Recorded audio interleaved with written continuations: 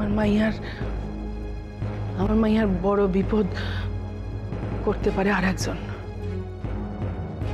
কাবুল শেখ। সেই জায়গাতেই থাকে। তুমি তো সকলেই জানো ভাই, যদি আমার বোনটা কোনো ফান্দে পড়ে যায়, যদি কোনো বিপদে পড়ে, তার লিগেই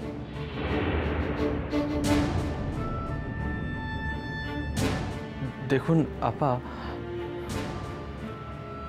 আমি এটুকু জানি যে কিরণমালা এক্সকারশনে গেছেন।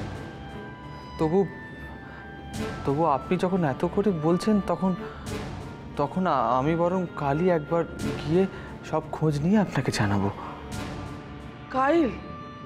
হ্যাঁ, আসলে এখন তো এত রাত হয়ে গেছে, আর এত রাতে এখন কিভাবে সম্ভব?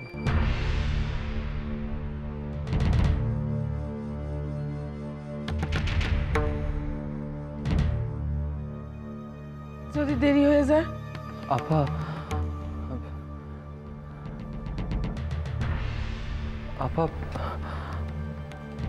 দেখুন কিরণমালা তো একজন বুদ্ধিমতী মেয়ে নাকি, আর উনি কি জেনে শুনে এমন একটা ফাঁদে পা দেবেন?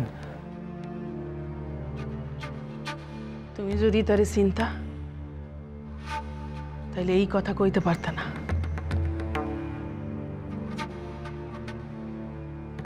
জানো আফতাব,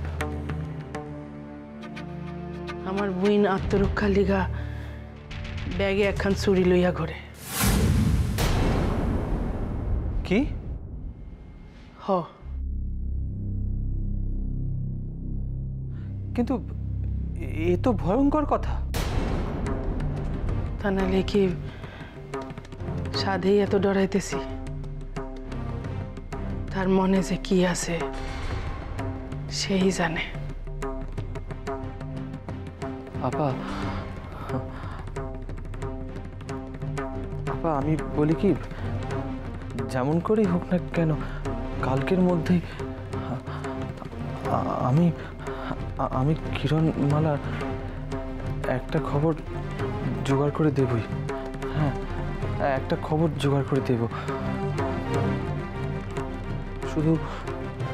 শুধু আজ রাতটুকুই আপনাদের একটু ধৈর্য ধরতে হবে, ব্যাস।